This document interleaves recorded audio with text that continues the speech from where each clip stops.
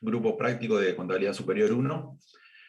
Mi nombre, como ya lo ven ahí en pantalla, es Martín González. Voy a estar a cargo de este grupo. Y bueno, la idea es, por más que esto sea por Zoom, tratar de hacerlo lo más interactivo que se pueda a la clase. En primer lugar, les pregunto si me escuchan bien. Alguno que me conteste, cualquiera. Sí, perfecto, profe. Bien, bien, muchas gracias. Bien, como les decía, la idea es hacer esto lo más interactivo posible para que yo no esté hablando 2 horas y ustedes se aburran. Tenemos algunas limitaciones naturalmente por el Zoom, pero no hay problema en que cuando yo esté dando la clase me interrumpan o levanten la mano por Zoom, ¿no?, para aclarar o profundizar cualquiera de los conceptos, ¿tá? Como les decía, esta es una clase práctica, van a estar todos los viernes. Va a haber un par de viernes que no se va a dar esta clase, porque yo tengo que dar otras clases y por regla general no se recuperan clases, o sea que van a tener que ir a otro grupo práctico de la misma semana, que ya les voy adelantando, sin perjuicio que después se va a publicar en el EVA. Les va a llegar el mensaje que no se da la clase, pero para que ya vayan sabiendo, denme un segundo. No se van a dar las clases de la semana del 13 de septiembre, que sería el viernes 17. En ese viernes 17 de septiembre no va a haber clase, por lo tanto la clase correspondiente a esa semana van a tener que ir a otro grupo. Cualquiera de los grupos de la semana que vayan es indistinto, porque van todos, en la semana van todos los grupos con el mismo práctico. Y la semana siguiente, la del 20 de septiembre, que ese viernes es el día del funcionario de la Universidad de la República, por lo tanto no hay clases en la universidad en general, ¿tá? Así que esas 2 semanas, que son seguidas, tengan en cuenta que tienen que ir a otro práctico, ¿tá? Bien, simplemente comentar antes de empezar, algunos comentarios generales del curso. Cronograma de clases y temas lo tienen en el EVA, ¿tá? Ahí está todo el cronograma de clases con la semana correspondiente. Y como les decía, todos los teóricos y todos los prácticos van alineados a la misma semana, ¿tá? Si algún práctico no se da, ese práctico no se recupera, y a la semana siguiente sigue con el tema siguiente. Así que tengan cuidado si no pueden venir a esta clase del viernes. Tengan en cuenta que si se pierden esta clase del viernes y se perdieron las anteriores, no van a tener prácticos para recuperar lo que se haya dado en la semana, ¿no? Bien, en el EVA ustedes tienen todas las presentaciones teóricas que se dan en las clases teóricas, ¿tá? Están todas las presentaciones teóricas, está todo el material de apoyo, también está ahí. Están todos los prácticos con solución. Tienen acceso a las normas internacionales, a las NIF. Ahí está el usuario, el link y la clave necesaria. Lo otro que tienen acceso también están todos los decretos, las normas nacionales que están mencionadas en los teóricos y en las presentaciones. Y lo otro que hay también son las revisiones y exámenes de años anteriores, ¿tá? Tienen la mayoría, por lo menos la de los últimos años, están todas con solución, ¿tá? Que en los últimos años generalmente han sido múltiple opción, ¿tá? Bien, después algún comentario de las clases prácticas. Lo que tienen todas las prácticas que están en el EVA y las que vamos a dar acá, todas tienen guías de solución, ¿tá? Lo que no les garantiza que si ustedes no van al práctico, solamente leyendo las guías de solución, no les garantiza que vayan a salvar. O sea, la idea es que vengan a los prácticos, se comenten las soluciones, y más que nada las clases prácticas sean una suerte de clase de dudas, si se lo quiere llamar así, para que ustedes le peguen una leída antes, en todo caso, a las soluciones y vengan acá y las comentemos un poco más en profundidad, ¿no? Sin perjuicio que vamos a seguir el orden que se vaya dando, ¿no? Y bien, y todos los ejercicios prácticos que vamos a ver acá en esta clase, es lo mínimo que digamos, que se puede preguntar en cualquier revisión. Todo el universo de preguntas está en el material, o sea, cualquier cosa que esté en el material, aunque no se haya dado estrictamente en la clase, se les puede preguntar. Este, Así que no se jueguen a estudiar únicamente las preguntas, lean el material. ¿Está? Este, Bien, después en cuanto a revisiones, van a ser 2 revisiones, como hasta ahora, todos los años. Van a ser 20 preguntas, múltiple opción. ¿Tá? Aquí ahí creo que ya el esquema es el mismo en todas las materias, pero por lo que los repasamos, van a ser una múltiple opción, 5 alternativas, 4 relativas a una opción, y una última que dice no sabe, no contesta. ¿No?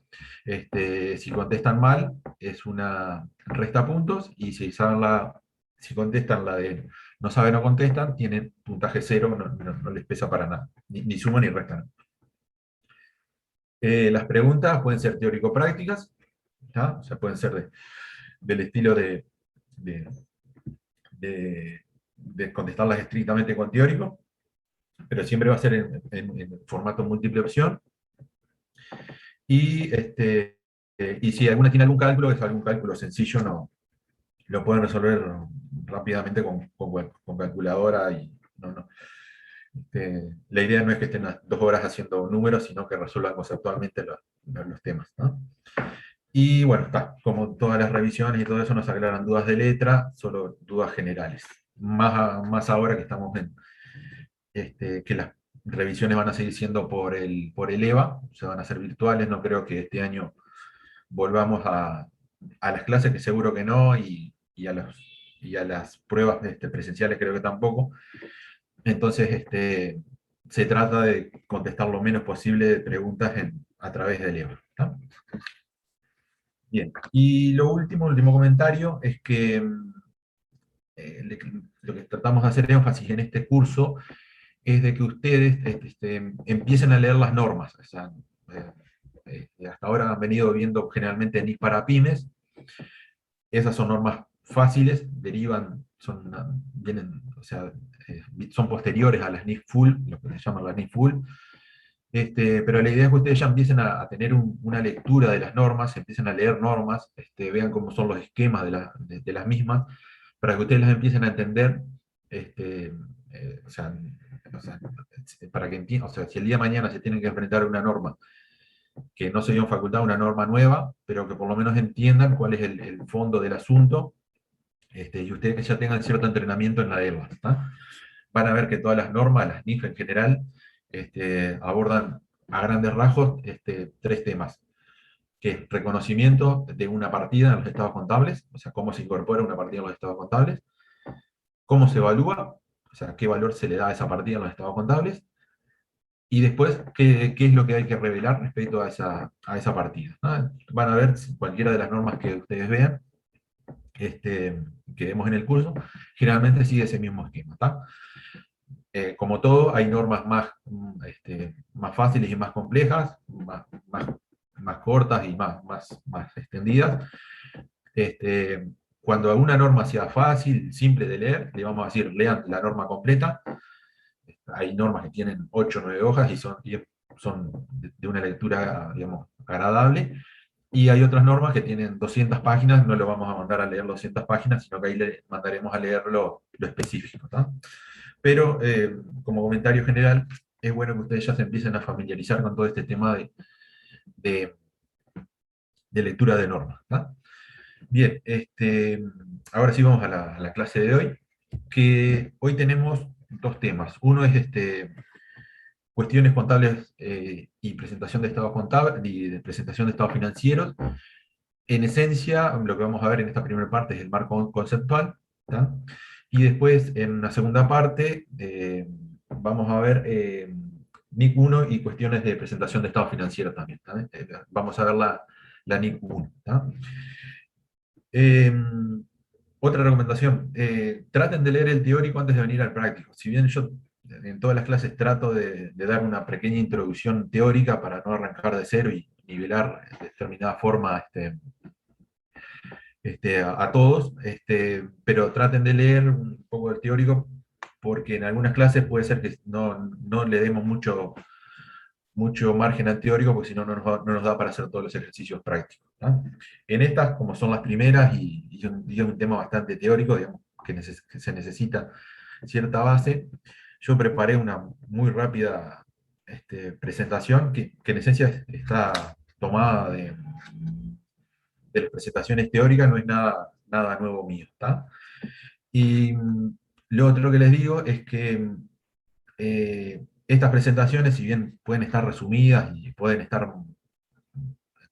resultar más o menos útiles, la idea es que yo, o sea, no se las puedo entregar a ustedes porque si no, en años anteriores me las han pedido, yo les he dicho que no, lo volví a consultar este año porque en definitiva esto que yo estoy haciendo en una presentación, en otros años lo hacía en el pizarrón directamente, entonces la idea es que ningún grupo tenga ninguna diferencia con los demás. Entonces, si quieren sacar algún apunte de lo que yo vaya diciendo, sáquenlo. Si necesitan un poquito más de tiempo me dicen, espero, no hay problema, pero tanto la breve presentación teórica como una presentación de los ejercicios prácticos no se las voy a poder proporcionar. ¿Tá? Ya se los aclaro por las dudas antes de arrancar la clase. ¿Tá? Bien. ¿Alguna duda hasta acá? Si no, vamos a la presentación. Bien, seguimos entonces. Déjame ver.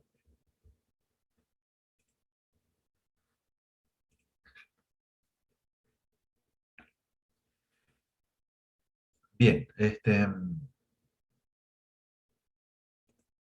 ustedes ahora deben estar viendo una presentación, un Word, ¿no? Por las dudas, alguno que me confirme, si estamos bien. Sí, se ve. Ah, perfecto. Esta es una muy breve presentación de la primera parte. Bien, un paso antes de arrancar con esta presentación. ¿Para qué hacemos los estados contables, los contadores? ¿Para qué hacemos todo esto? ¿Cuál es el objetivo de los estados contables? Antes de empezar con las normas. Este, el objetivo de los estados contables, en definitiva, es brindar información. ¿Tá? Información compaginada y armada de determinada forma y que sea este, eh, útil para un grupo amplio de usuarios. ¿Tá? Entonces, de lo que siempre vamos a estar, los estados contables a los que nos vamos a estar refiriendo son estados contables de uso general. Lo de uso general viene dado por el lado de que lo puede utilizar tanto un usuario común medio, digamos, un banco, la DGI, cualquiera de nosotros puede leerlos y cualquiera de nosotros debería entenderlos, y es lo mínimo que es necesario para interpretar la situación de la empresa. ¿No? Y son generales justamente por eso, porque abarcan un gran número de usuarios de la información. ¿Tá? Puede haber, por ejemplo, si la empresa elaborara información contable interna, eso ya dejaría de ser información, dejarían de ser estados contables de información de uso general, porque ya sería elaborado con otras bases de presentación, otro esquema capaz, este, y, y un detalle que necesariamente no todos los interesados en la información necesitan verlo. ¿No? Bien, para brindar esa información, normalmente vamos a necesitar algún código de información, o sea, ese código para llevar ese mensaje son las normas internacionales, y bueno, y en ese marco tenemos que en Uruguay, ya hace prácticamente desde la época de los 90, se han empezado a adoptar paulatinamente las normas internacionales de información, que en principio eran las NIC, después pasaron a ser las NIF, y últimamente ha aparecido la NIF para pymes también, pero en definitiva cuando nos referimos a NIF es todo el paquete completo. ¿No? Esas NIF son emitidas por el IAS, el Consejo de Emisor de Normas Internacionales, que es un órgano privado que emite normas, y los distintos países las han ido adoptando paulatinamente. ¿No? Este, Dentro de las normas que emite el IAS, lo primero que tenemos es el marco conceptual. ¿No? Ese marco conceptual, en definitiva, tiene distintos objetivos. El primero es ayudar al desarrollo y revisión de las NIF, o sea, el marco conceptual fija las pautas generales y después cada NIF trata los temas específicos siguiendo esas pautas. ¿No? No es una norma en sí, pero sirve para desarrollar normas. ¿Tá? Lo otro que, ese es el principal objetivo. Después hay otros que es interpretar las normas que ya están, este, ayudar digamos, si otro, ayudar a distintas jurisdicciones a elaborar sus propias normas si fuera del caso. ¿Tá? Pero entonces, el marco conceptual, los objetivos del marco conceptual son ayudar al desarrollo y revisión de las NIF. Esos son los fundamentales. ¿No? Bien. Ese marco conceptual nos da las características cualitativas de la información financiera útil. ¿Tá? O sea, cuando elaboremos estados financieros, cuando una empresa elabore estados financieros, mejor dicho, va a tener que tener en cuenta que la información que brinde cumpla con determinadas características cualitativas. O sea, qué calidad tienen que tener esa información. Y ahí tenemos dos tipos de características, fundamentales y de mejora. ¿Tá? Las fundamentales tenemos las de relevancia y materialidad. ¿Tá? ¿Qué quiere decir que la información es relevante? Que esa información puede influir en la decisión de un usuario de los estados contables. Una información es relevante porque el hecho de que esté o no esté puede hacer cambiar la, la decisión de un usuario sobre los estados contables respecto de esa empresa. Por ejemplo, eh, a ver qué, no sé, no es lo mismo una empresa que, que revele de sus notas que la mitad de sus deudores son incobrables, por ejemplo, que una que no lo diga. ¿Tá? Digo, por usar un ejemplo muy extremo.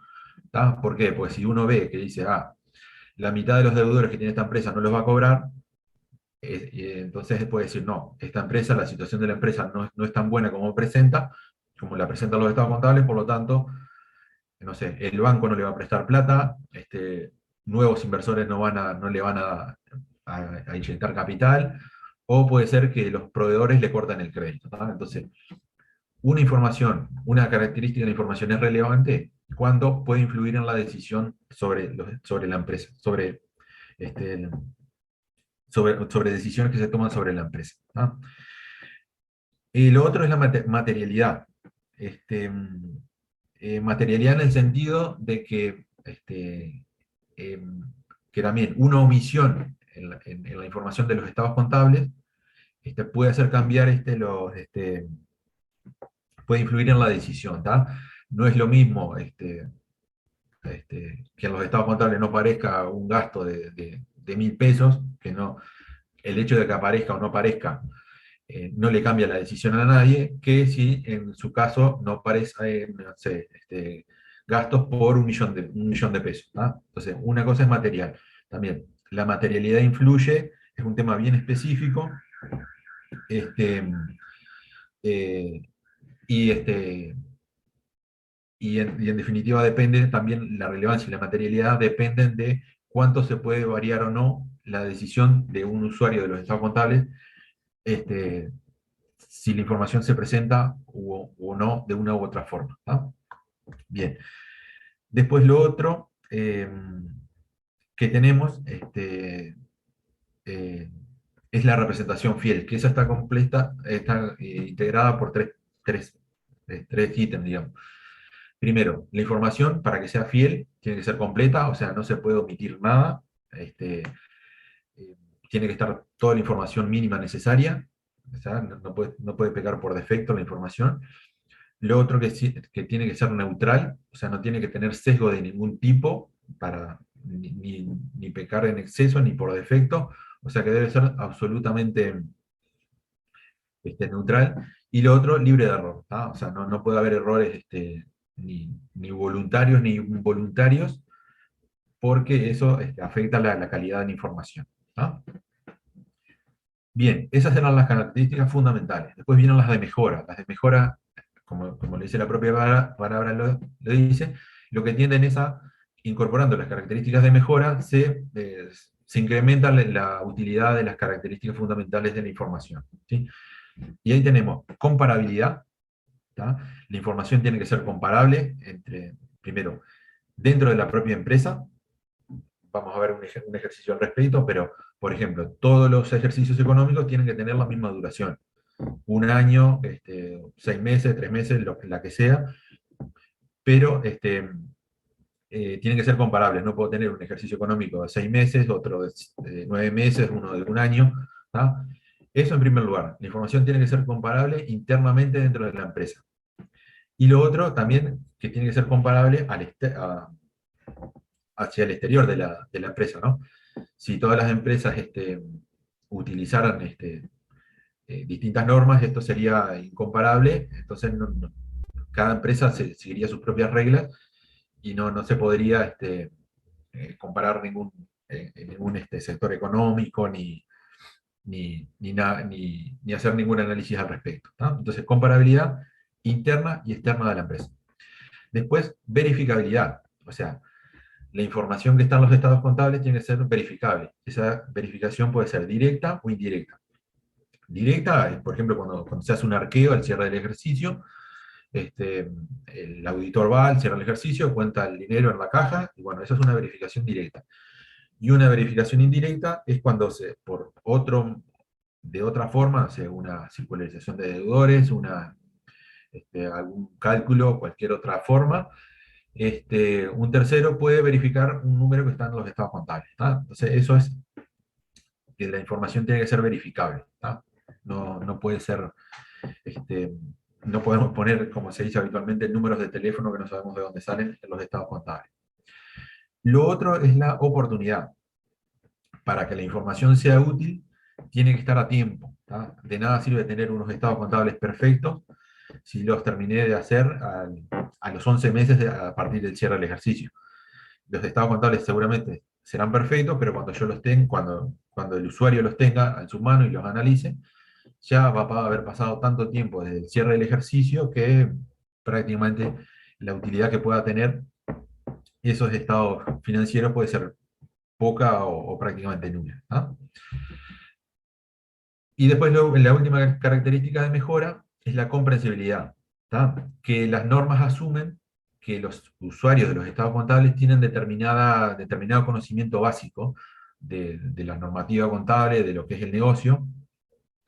Entonces, eh, eh, por eso es que son estados contables de uso general. Y las normas, como les decía, asumen que los usuarios saben interpretar medianamente bien los estados contables. Y esos estados contables tienen que ser elaborados de una forma tal, de la forma más simplificada posible, de forma tal que la mayor cantidad de usuarios los puedan entender, ¿tá?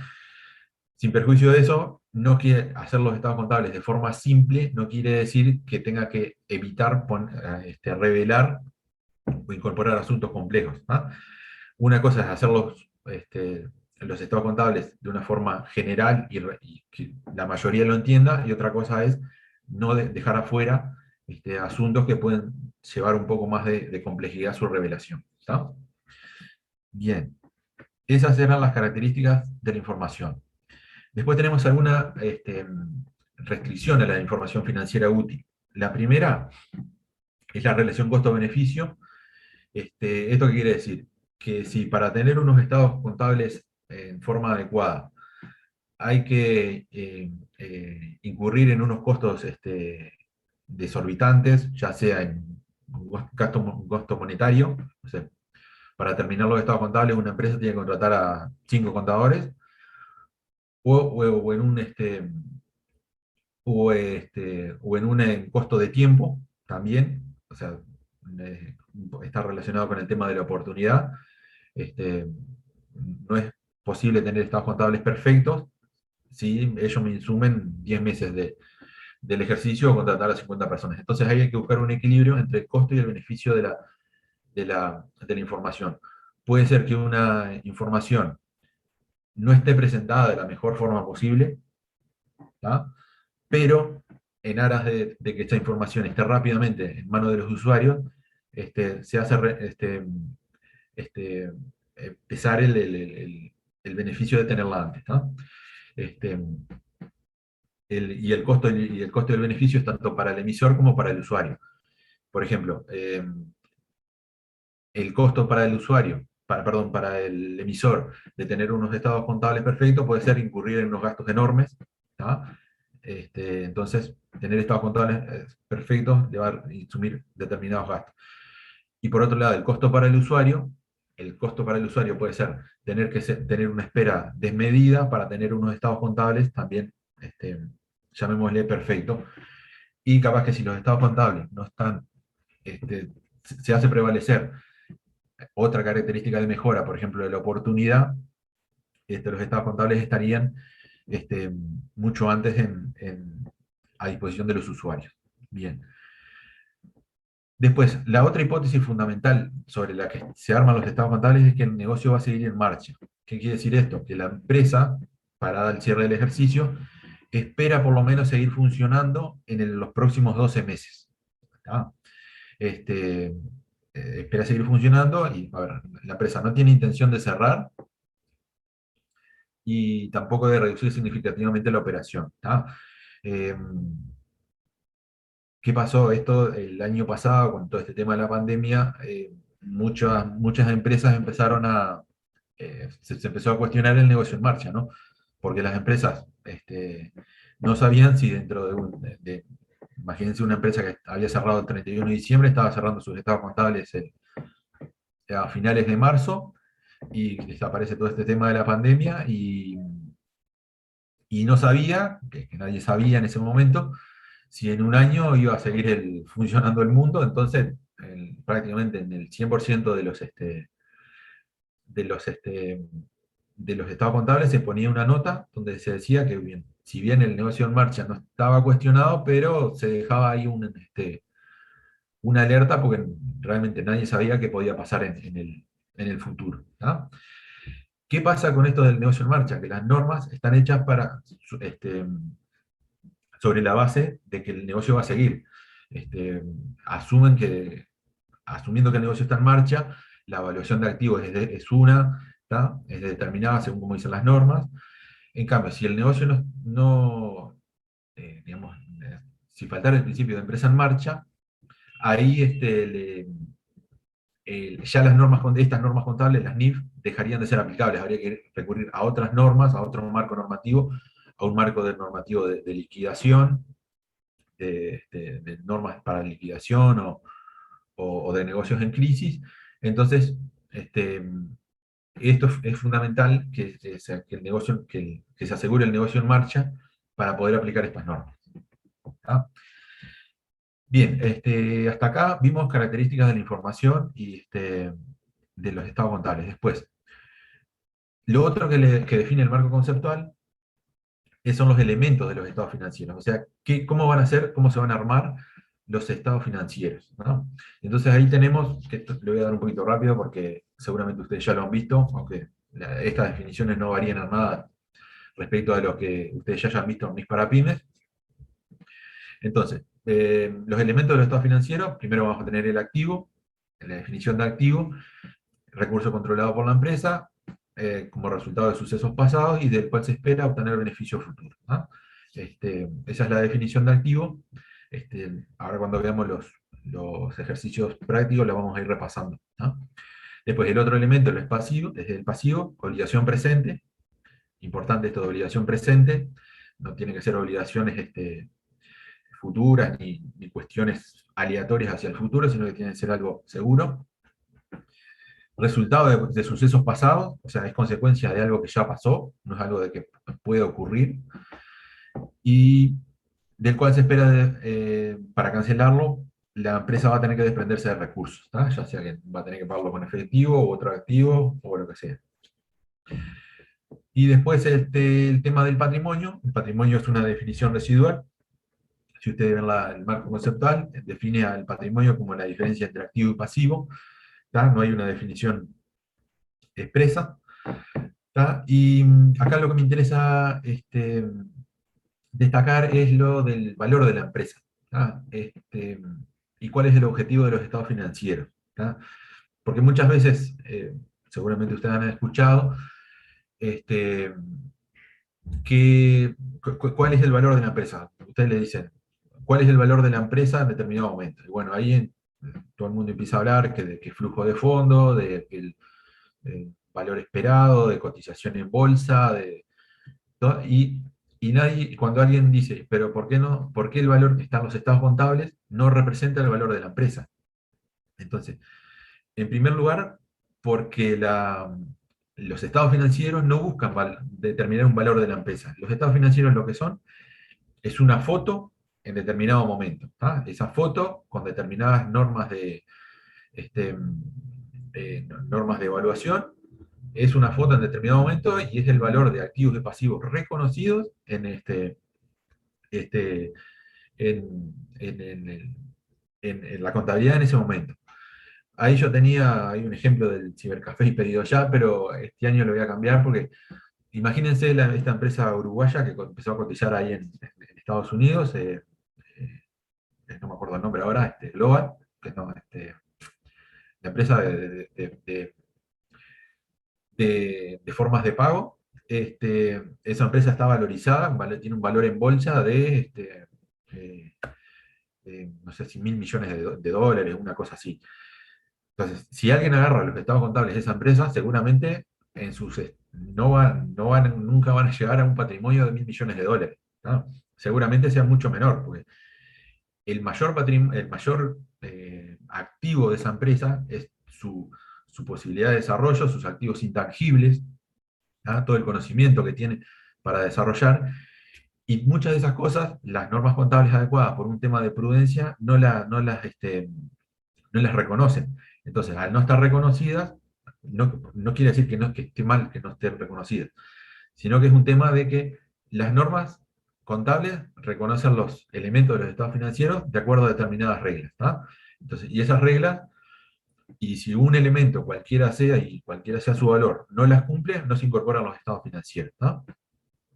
Entonces, muchos elementos intangibles que hacen a esa valoración bursátil y de expectativas al futuro y de lo que la empresa puede generar, no están reconocidos en los estados financieros, por lo tanto, y como corolario de todo esto, el patrimonio de los estados financieros no se parece y solo podría ser por casualidad igual al valor de una empresa, pero eso no quiere decir que los estados financieros estén mal, sino que, porque los estados financieros, repito, y es importante, no buscan valorizar una empresa, sino que es una foto con determinadas normas en determinado momento. ¿Tá? Entonces, eso que naturalmente tienen cierto valor predictivo, son una base para tomar decisiones, pero no es el objetivo fundamental determinar el valor de la empresa.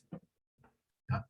Y después el último comentario es que para activo, pasivo y patrimonio siempre está el tema de sustancia sobre la forma. ¿Qué quiere decir esto? Que eh, los elementos en los estados contables se reconocen de acuerdo a su realidad económica. ¿Tá? Lo vamos a ver cuando veamos este, eh, más que nada la parte de activos financieros y todo eso, pero imagínense el caso les planteo el caso de un leasing. ¿Sí? Una empresa compra un camión por leasing. ¿Tá? Jurídicamente, el leasing es una empresa va a un banco, le pide plata, el banco le presta plata, compra ese camión, y ese camión lo utiliza la empresa. ¿Tá? Pero si vamos a los documentos, él dice que ese camión es de la empresa, perdón, es del banco hasta el día que la empresa pague la última cuota. Recién en ese momento, el banco le va a escriturar el camión a la empresa. ¿Tá? Eh, entonces ahí, si bien la forma jurídica dice que el camión es del banco, la realidad económica indica que lo utiliza la empresa. Entonces la empresa va a tener que reconocer en sus estados contables ese bien y va a tener que amortizarlo como si fuera de ella. Entonces eso es una aplicación de sustancia sobre la forma, realidad económica sobre la forma jurídica. ¿Ah?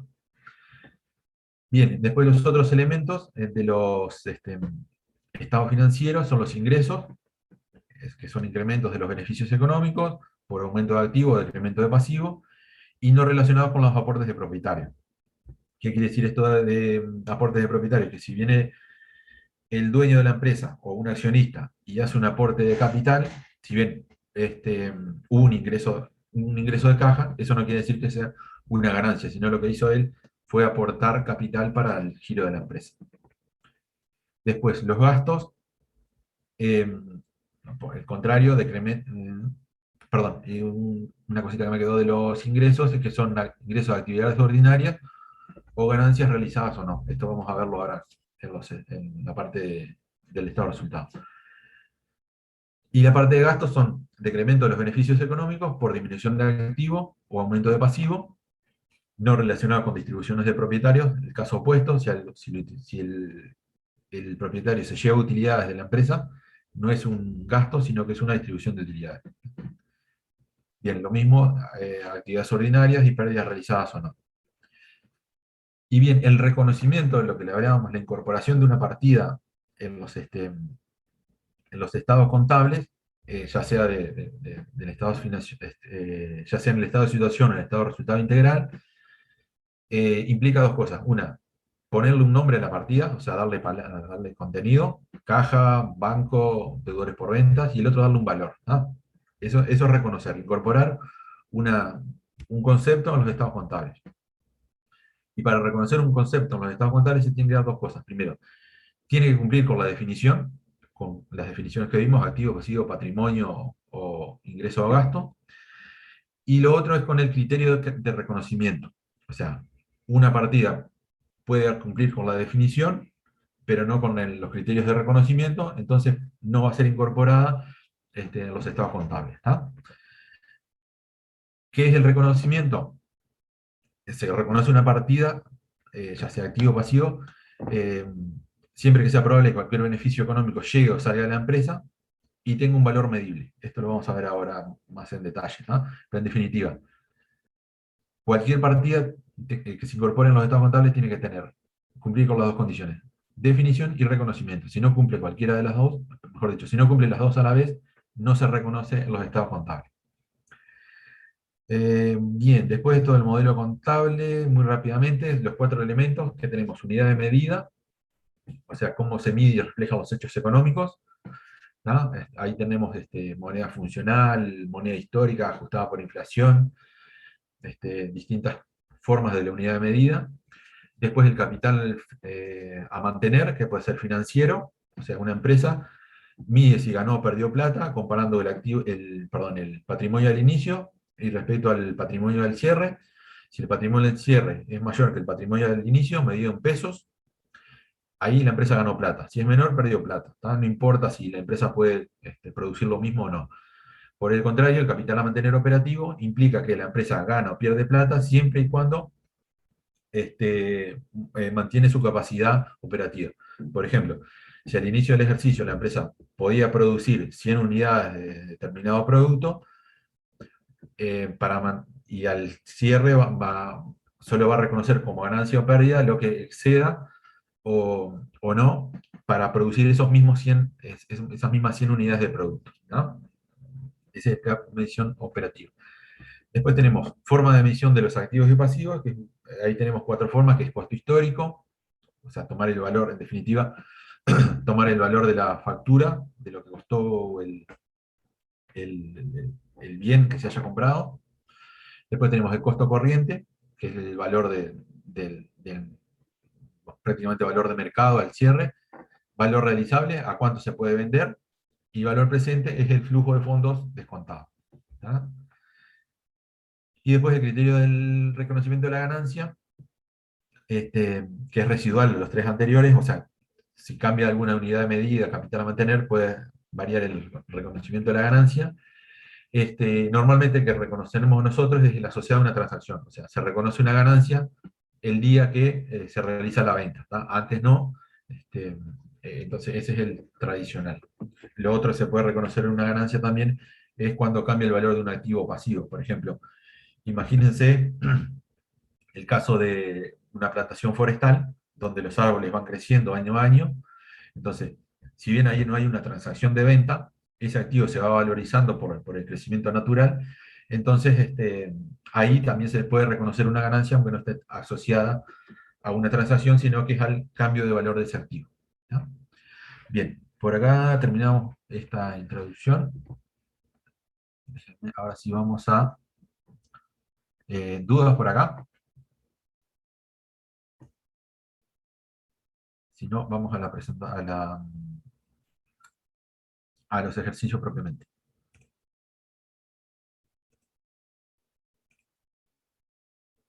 Bien. Seguimos entonces.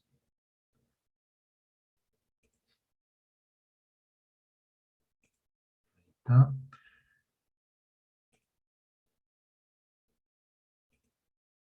Bien. Bien, como les decía, esto traté de hacerlo lo más amigable posible para tratar de ahora de verlo en estas clases mediante Zoom. ¿No? Bueno, ustedes si arrancamos con esta primera parte de los ejercicios, cualquier cosa que no entiendan me dicen, que nos detenemos y vemos la explicación más en detalle. ¿No? Bien, lo primero que vamos a ver, cuestiones contables y presentación de estados financieros. O sea, todo esto que vimos de marco conceptual, características de la información, llevado a ejercicios. ¿Tá? Que de este tipo de ejercicios pueden ser los que se encuentren ustedes en la prueba. ¿Tá? Bien, arrancamos. Ejercicio uno. Analice los siguientes casos perdón. Analice los siguientes casos en el contexto de los objetivos del marco conceptual, las hipótesis fundamentales y las características cualitativas de los estados financieros. ¿Tá? Entonces ahí nos va a empezar la norma nos va a dar determinadas situaciones y tenemos que ver respecto a esas tres características, objetivos del marco conceptual, hipótesis fundamentales y características cualitativas, a ver qué opinión nos merece. Primer ejemplo. Una heladería ha decidido que su ejercicio será de 6 meses, de abril a septiembre y de octubre a marzo, y por lo tanto presentará toda la información financiera a la fecha de cierre de cada semestre. ¿Ah? ¿Qué opinión le merece este procedimiento en función de las características que debe tener la información contable? ¿Tá? Bueno, ahí, para destacar, en primer lugar, que el ejercicio es de 6 meses. ¿Ah? El hecho de que el ejercicio sea por sí solo de 6 meses no es bueno ni malo. O sea, el hecho de que los ejercicios económicos duren un año es más bien es una, ¿cómo decirlo?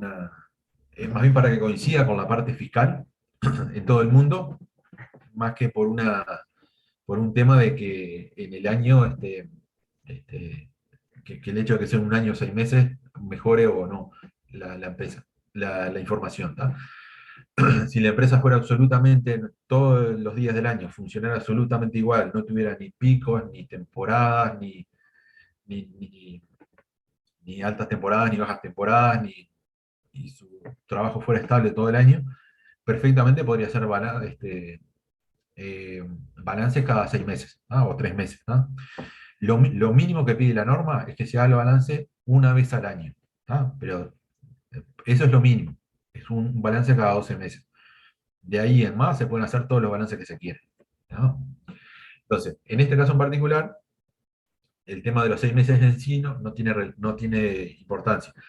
Lo que sí hay que tener en cuenta es que estamos hablando de una heladería y que los semestres que plantea ahí naturalmente tienen diferencia. Uno es en alta temporada, a octubre a marzo, suponiendo que estemos acá en el hemisferio sur, ¿no? Y el otro es de abril a septiembre, que sería de baja temporada. ¿Ah? Entonces ahí la característica que no cumple es la de comparabilidad. En primer lugar, la comparabilidad interna, porque tiene dos semestres que son naturalmente distintos entre sí, por lo tanto, en uno le va a ir muy bien, en el otro va a ir muy mal, entonces no se va a poder hacer una comparación interna de la propia empresa. Y lo otro, que tampoco permite eh, ¿cómo es? Comparar con otras empresas del sector, ¿no? Asumiendo que las demás pueden tener ejercicios anuales y esta tendría ejercicios semestrales. ¿No? Bien, y lo otro es que ahí lo que le decía, no cumple con el principio de comparabilidad, impide la comparación, situación financiera y desempeño interna externa. Y lo otro es que el hecho de que no cumpla con una de las, de las características no quiere decir que todas las demás no sean cumplidas. O sea, los estados contables capaz están perfectos, cumplen con materialidad, pertinencia, están todos los hechos reconocidos, perfectamente evaluados, pero tienen el problema de la comparabilidad, ¿no? Entonces, en este caso no tenemos elementos para evaluar esa situación, este, pero no sé, el hecho de que una característica no se cumpla no quiere decir que todas las demás tampoco se cumplen, ¿no? Es más, muchas veces lo que hay que ver, lo que se hace, es que siempre se busca un equilibrio entre las características, ¿no? O sea, este, no hay una que prime sobre las demás, siempre lo que se busca es un equilibrio de todas las características. Sí.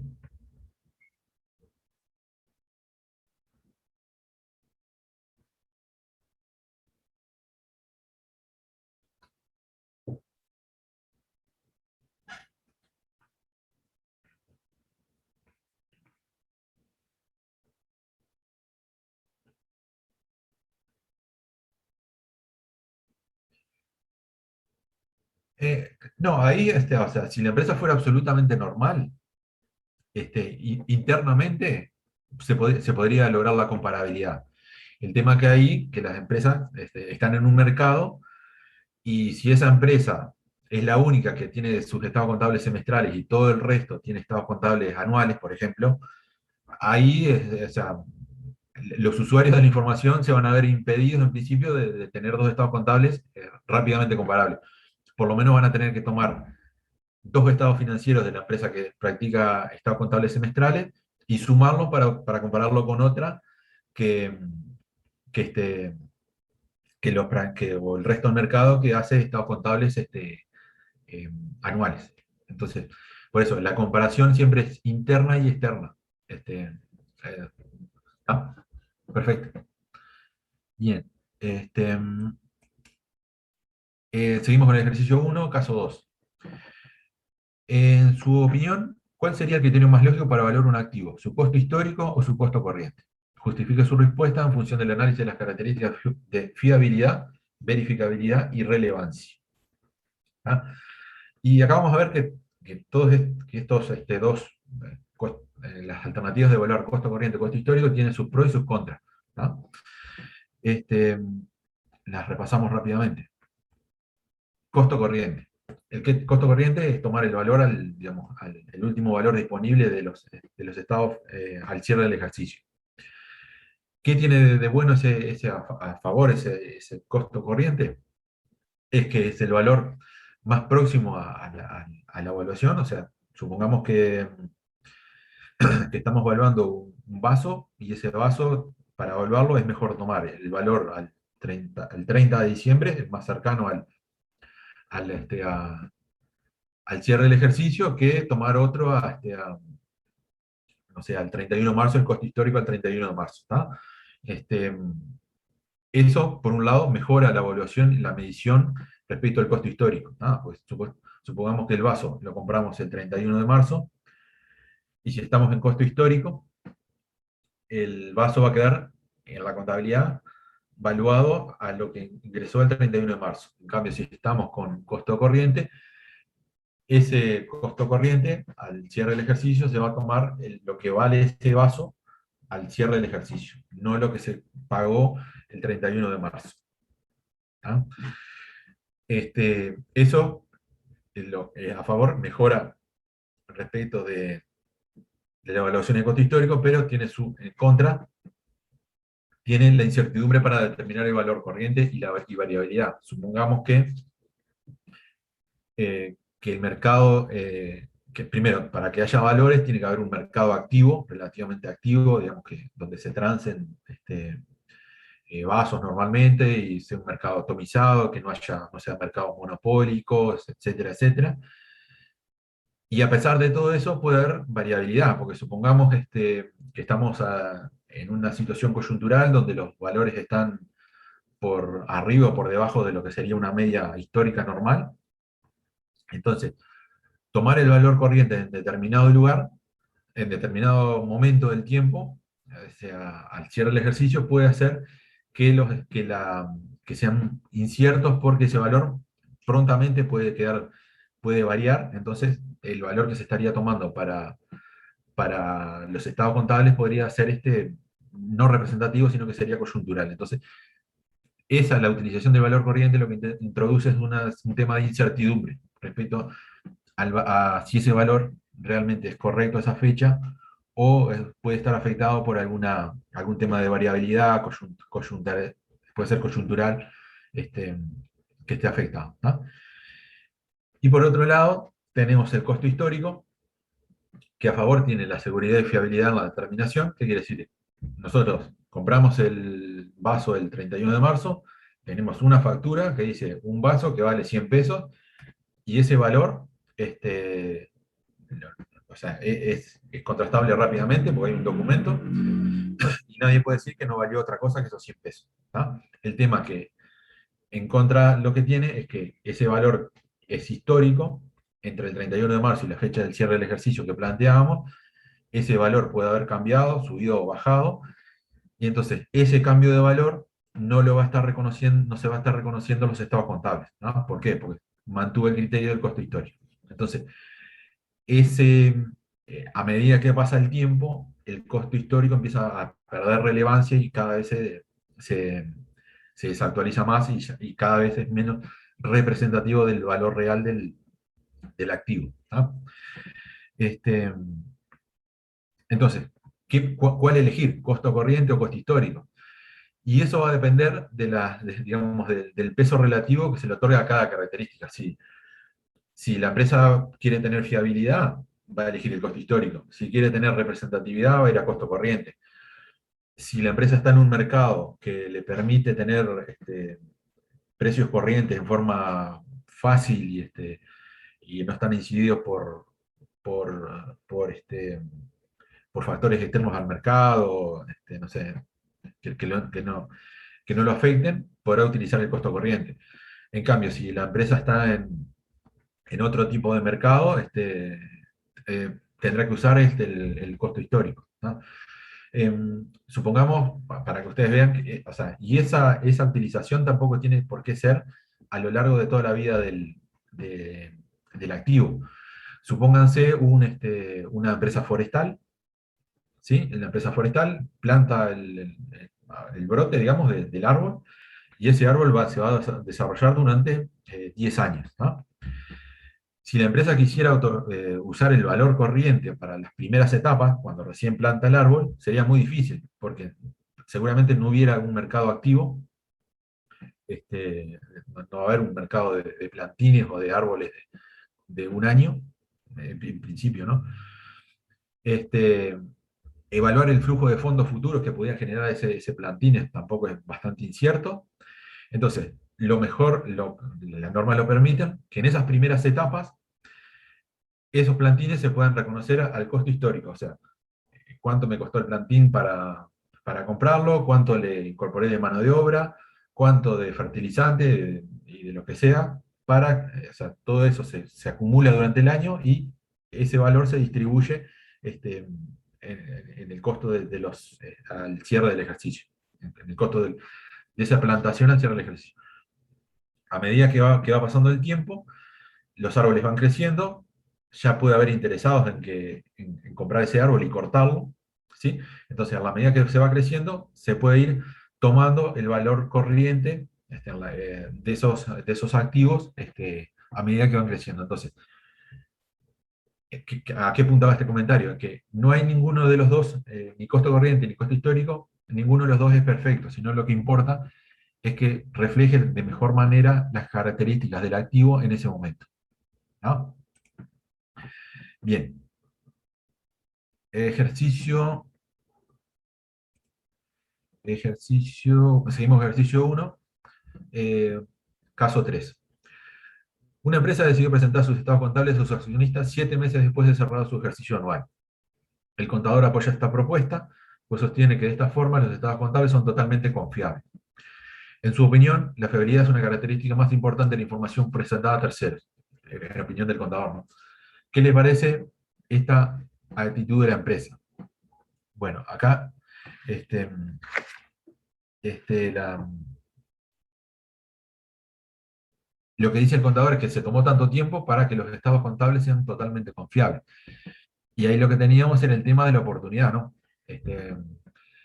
O sea, la oportunidad de la relevancia, el hecho de que los estados contables estén 7 meses después del cierre del ejercicio, cuando los usuarios vayan a utilizar esos estados contables, este, capaz que la realidad ya cambió totalmente, la empresa es otra, y entonces puede estar leyendo información absolutamente cierta, que no se le pueda cuestionar ni un punto ni una coma, pero en el momento que la está leyendo ya no le sirve para nada. O sea, va a ser más bien un dato histórico que una información que puede utilizar para tomar decisiones, ¿no? Entonces, ahí lo que siempre hay que hacer es buscar un equilibrio entre relevancia y fiabilidad de la información, ¿tá? Entonces, hay que buscar un equilibrio de que los estados contables no estén en 7 meses perfectos, tampoco que estén a los 3 días, pero sean cualquier cosa. Entonces, siempre lo que hay que buscar es un equilibrio entre las distintas características de la información contable, que en este caso son relevancia y fiabilidad, ¿tá? Y acá, el propio marco conceptual dice que la aplicación de las características cualitativas de mejora es un proceso iterativo que no sigue un orden determinado. O sea, no hay ninguna de las características que, que esté primero que las demás, ni ninguna que prima sobre las otras, ¿no? Entonces, en algún momento habrá que darle más relevancia a la fiabilidad, y en otros más relevancia a la velocidad con que se hacen los estados contables, ¿no? Pero todo ese proceso este, eh, es interactivo, o sea, no todos los años tampoco puede ser igual, o necesariamente es igual. Entonces, en algún año se le podrá dar más importancia o no a una característica que la otra. Entonces, y una de las otras se van influyendo a su vez, ¿tá? Se van este, retroalimentando. Bien, después, analice si se deben reconocer como elementos de los estados contables las situaciones descritas en cada caso. Es conveniente que separe claramente el cumplimiento de la definición del estudio de los requisitos para su reconocimiento, ¿no? Acá vamos a ver este, determinada, eh, si determinadas situaciones se pueden reconocer como un elemento de los estados contables, ya sea activo, pasivo, patrimonio, ingreso o gasto, ¿no? Algunos de esos, este, a ver si ameritan su reconocimiento. El primer ejemplo que nos plantea es el de una empresa que durante su ciclo económico requiere inventario de materias primas para reemplazar los que fueron utilizados en el proceso productivo. Consecuentemente, efectúa el pedido correspondiente al proveedor, al llegar al stock de punto de pedido. En el momento de ejecutar el pedido de compra, solicitando mercaderías en cierta cantidad y cierto precio, la empresa posee un activo y un pasivo. A ver, explicamos un poquito la situación. Eh, las empresas productivas normalmente se manejan con un determinado stock mínimo y un stock de seguridad, ¿no?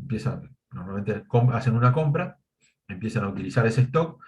Cuando ese stock empieza a bajar y llega a determinado punto, ahí se llama el stock de punto de pedido, o sea que eso desata que el sector de compras mande una orden de compra al proveedor para tener este, una reposición de la materia prima en tiempo y forma, ¿tá? Entonces, lo que nos plantea acá el caso es qué pasa cuando se emite esa orden de compra, ese pedido de compra. Ahí la empresa ya tiene un activo y tiene un pasivo. En este caso, hay que recordar que los estados contables se reconocen hechos económicos, ¿tá? Entonces, acá no hay ningún hecho económico, porque el hecho de que la empresa le haya hecho un pedido a su proveedor, en ese momento, en primer lugar, no, no hay obligación del proveedor de entregar la materia prima. A la empresa no le ha llegado ninguna materia prima, por lo tanto no tiene ninguna obligación. Entonces, el hecho de que es un simple hecho administrativo, el hecho de ejecutar un pedido de compra, no le otorga a nadie ni un activo, ni a la empresa ni un activo porque no recibió la mercadería, ni le genera un pasivo porque al no recibir la mercadería no está obligada a pagar. ¿Tá? Entonces, no hay ningún hecho económico a registrar. La decisión de adquirir un activo futuro no da lugar por sí misma al nacimiento de un pasivo. ¿Tá? Acuérdense que las definiciones tanto de activo como de pasivo, lo primero que arrancaban eran este, consecuencias de hechos pasados. ¿Tá? O sea, el hecho de que algo sea para el futuro no obliga a reconocer activos o pasivos. Bien, y la empresa en ese momento no posee ni un activo ni un pasivo. Después, caso 2. Una empresa posee la receta del huevo pasado por agua y lo fabrica en consecuencia. ¿Esta receta constituye un activo para la empresa? ¿Tá? Entonces ahí lo que tenemos que ver, a ver si cumple con las definiciones y los criterios de reconocimiento. Ahí, para que la empresa pueda reconocer ese activo, esa receta como un activo, vamos a repasar los ítems de la definición. Primero, ¿es un recurso controlado por la empresa? ¿Qué quiere decir que es controlado?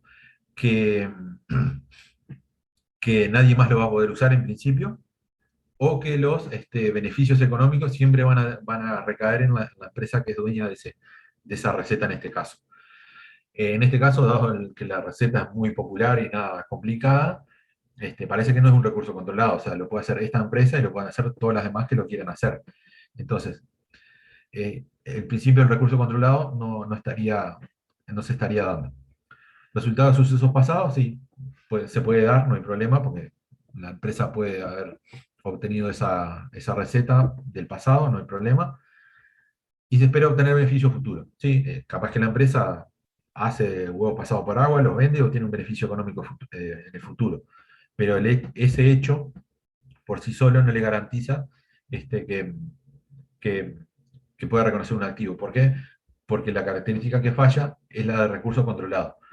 Esta empresa, como cualquier otra, está habilitada a hacer esa receta, por lo tanto no es un recurso controlado exclusivamente por una sola empresa, ¿no? Es un recurso que es público y cualquiera lo puede hacer. Entonces la empresa no puede apropiarse, por decirlo de alguna forma, de esa receta y activarla y activarla en sus estados contables, ¿no? Ahí va. Y lo otro es que, o sea, para que algo sea activable en principio, debería ser un conocimiento tecnológico, o sea, secreto, no sé, la fórmula de la Coca-Cola, por decir algo, ¿no? Algo que lo conozca únicamente la empresa que lo quiere activar. Bien. Después, otro ejemplo. En función de su excelente desempeño empresarial, la empresa ha desarrollado internamente un valor llave. Esta llave, definida como una serie de elementos intangibles asociados a la empresa en funcionamiento, le permite obtener, le permite obtener beneficios superiores a empresas similares. En función de estas características, ¿el valor llave es un activo? Si es así, ¿debe ser reconocido en los estados contables? ¿Qué valor se le asignaría?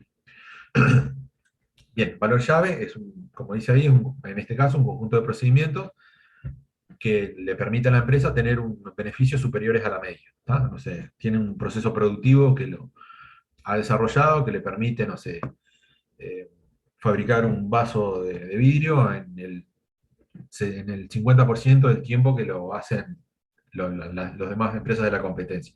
Entonces, ese conocimiento acumulado, ese intangible que tiene ahí la empresa, nos plantea acá si se puede, si es un activo, en principio, y después si lo puede reconocer en los estados contables. Entonces, como siempre, vamos a ir viendo los elementos de la definición de activo y los criterios de reconocimiento.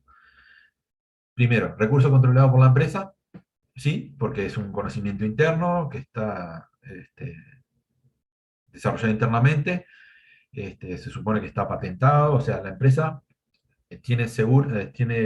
está asegurada de que nadie más lo va a poder usar. Entonces, recurso controlado es resultado de sucesos pasados también, porque es consecuencia de toda una experiencia que ha tenido la empresa, o sea, es algo que ya pasó, que pasó hacia atrás, por lo tanto, también cumple con que es un resultado de sucesos pasados.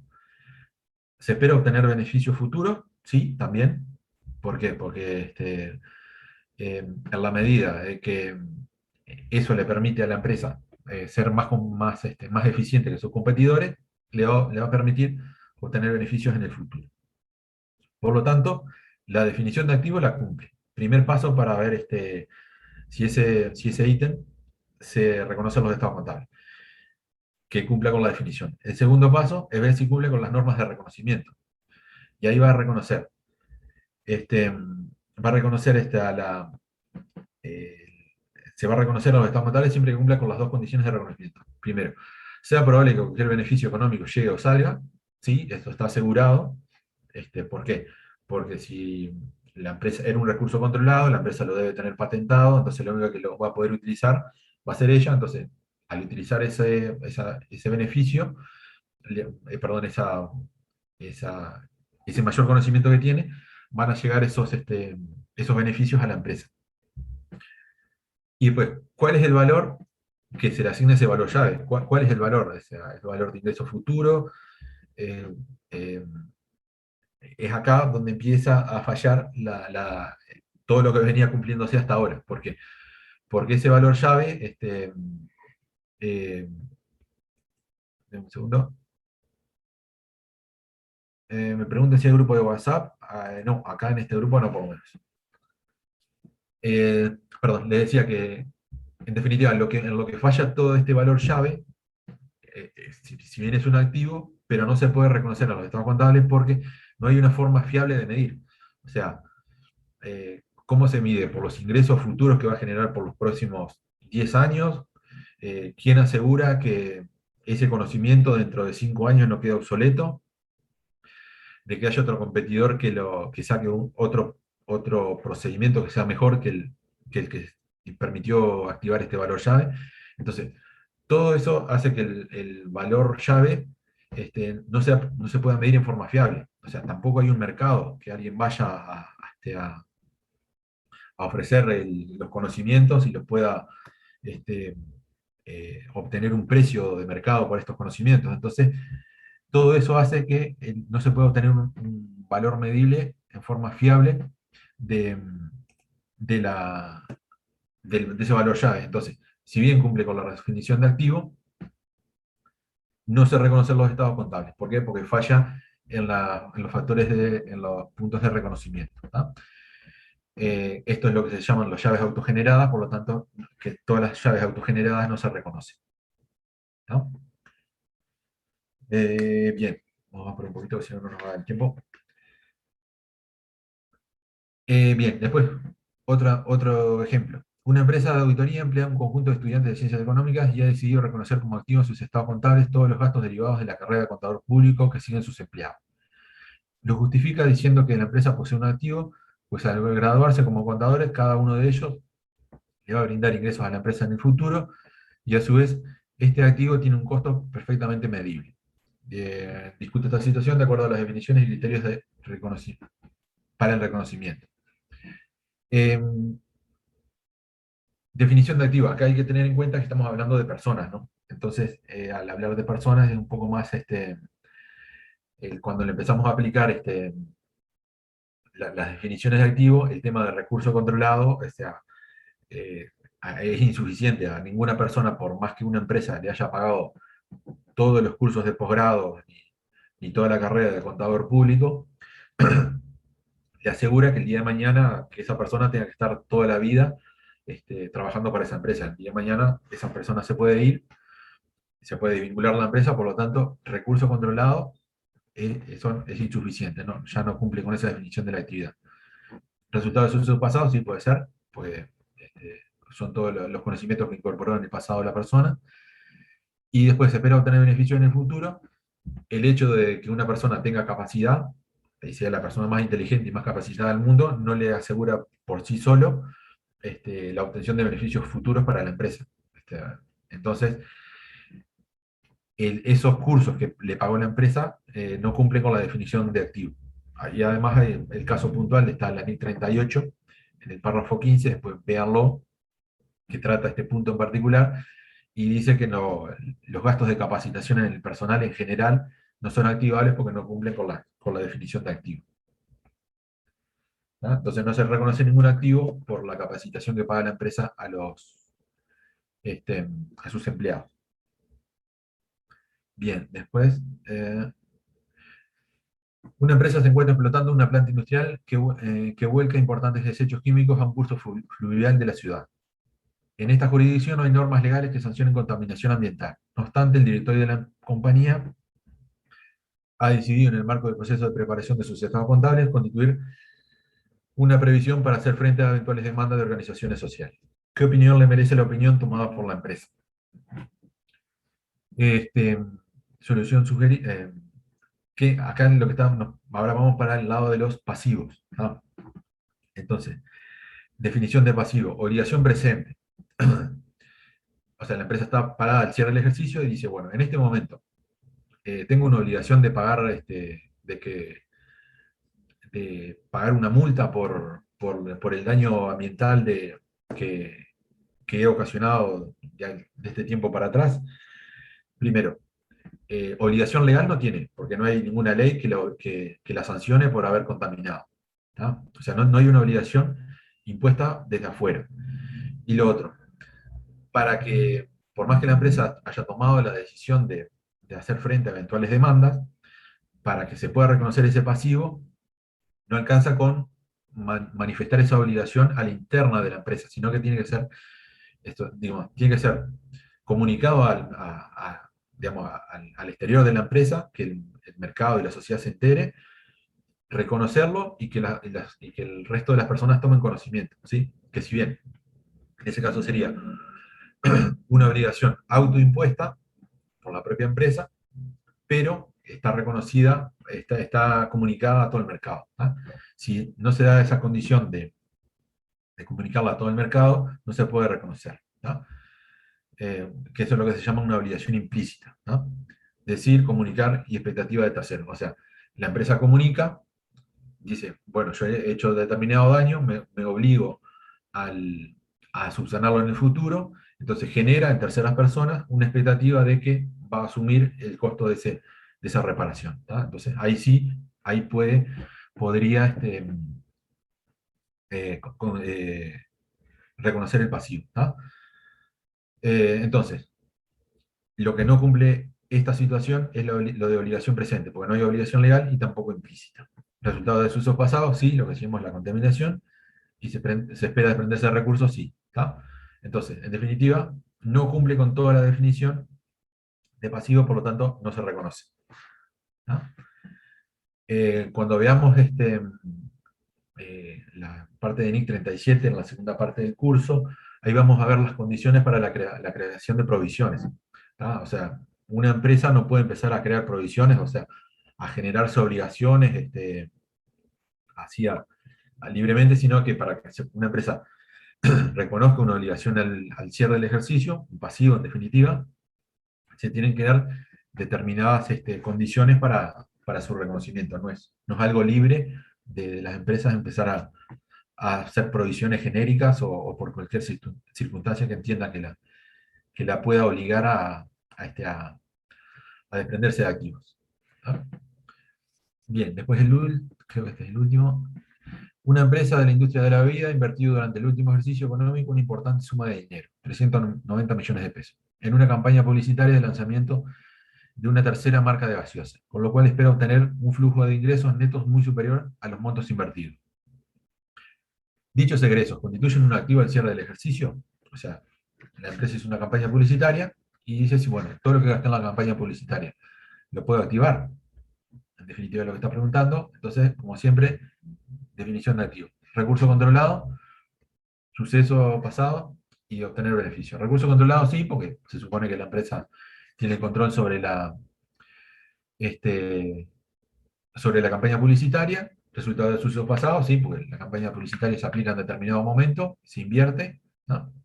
Y después se espera obtener beneficios futuros. Esto es lo que no se cumple. O sea, el hecho de que la empresa haya hecho una excelente campaña publicitaria o la peor, ninguna de las dos cosas le garantiza obtener beneficios futuros. Entonces, por lo tanto, ese gasto en publicidad no se puede reconocer como activo, por lo tanto hay que mandarlo directamente a gastos. ¿No? Reconozco, sea probable que cualquier beneficio económico futuro llegue a la o salga, eso en cuanto a reconocimiento tampoco se da, y tengo un valor medible, sí, tiene un valor, es lo que invertí en publicidad, pero también, ¿quién le asegura a la empresa de que haber hecho ese gasto le asegure que vaya a tener un beneficio económico que llegue a la empresa? Entonces, esto, este gasto en publicidad no se puede activar, no se reconoce en activo. Y bien, acá estamos, ya pasamos a la parte 2 de la segunda parte, que ahí también, déjenme que les haga una breve presentación. ¿Dudas hasta acá? ¿Alguna consulta? Si no, seguimos con la otra parte.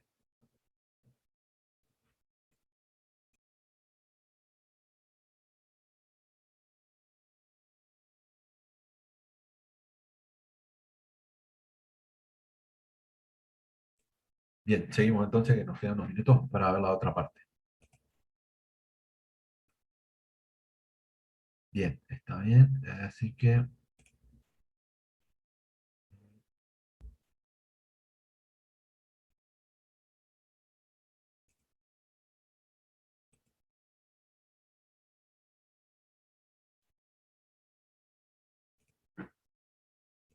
segundo.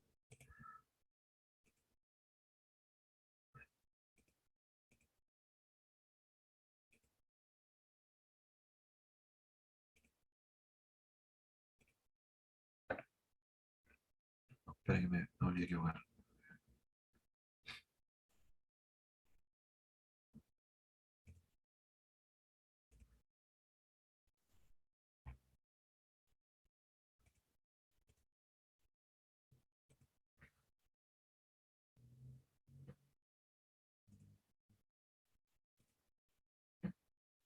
Bien, este, ahora abordamos el otro punto de este práctico, que es la aspectos de presentación de los estados contables, que esto es la NIC 1. ¿tá?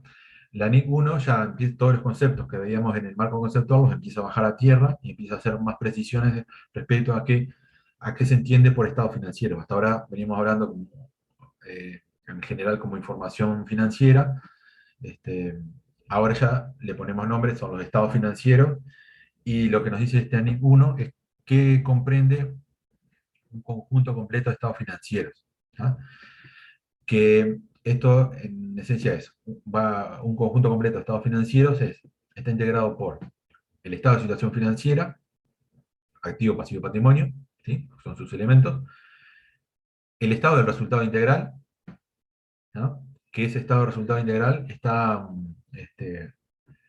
formado por el resultado del periodo, ¿sí? Todo lo que son ingresos y gastos, eh, que van en el estado de resultado, y por el otro resultado integral, o el ORI, como se le llama habitualmente, que son otras partidas, que pueden ser de ingresos o gastos, pero que no pasan por el estado del resultado del periodo. ¿no? Este, Esas otras partidas, las partidas del ORI, son partidas específicas, o sea, que no, o sea, no hay una definición conceptual de lo que es el ORI, sino que son partidas que otras normas dicen, cuando se da determinada situación, esta partida se clasifica dentro del ORI. La más habitual de todas es cuando se hace una revaluación de bienes de uso. Supongamos que tenemos un bien de uso valuado a 100 pesos, se hace una revaluación y se determina que, una tasación, perdón, una tasación por un perito, y se determina que ese bien de uso vale 150. Entonces, ese incremento de valor de 50 es una ganancia, pero no va en el estado de resultado, sino que va en el otro resultado integral. ¿tá? Y así, de esa forma, hay unas 5 o 6 situaciones que son específicas y las que van las que se plantean en el estado de resultado integral. ¿tá? Bien, después, otro integrante de los de los estados financieros completos es el estado de cambios en el patrimonio, o estado de evolución del patrimonio, también como se le llamaba antes. Bien, el estado de flujo de efectivo, ¿no? Todo esto ya lo conocen ustedes. Las notas, que las notas tienen que tener determinadas declaraciones, declaración de cumplimiento con las NIF, ¿sí? Acá es muy importante detallar que si las normas no cumplen, si los estados financieros no cumplen totalmente con las NIF, no se puede decir que cumplen con las NIF. ¿tá? Si aplico la mitad de las NIF y la otra mitad de otras normas, no puedo decir que los estados contables están de acuerdo a NIF. Se dice que están de acuerdo a NIF cuando es el 100% de NIF.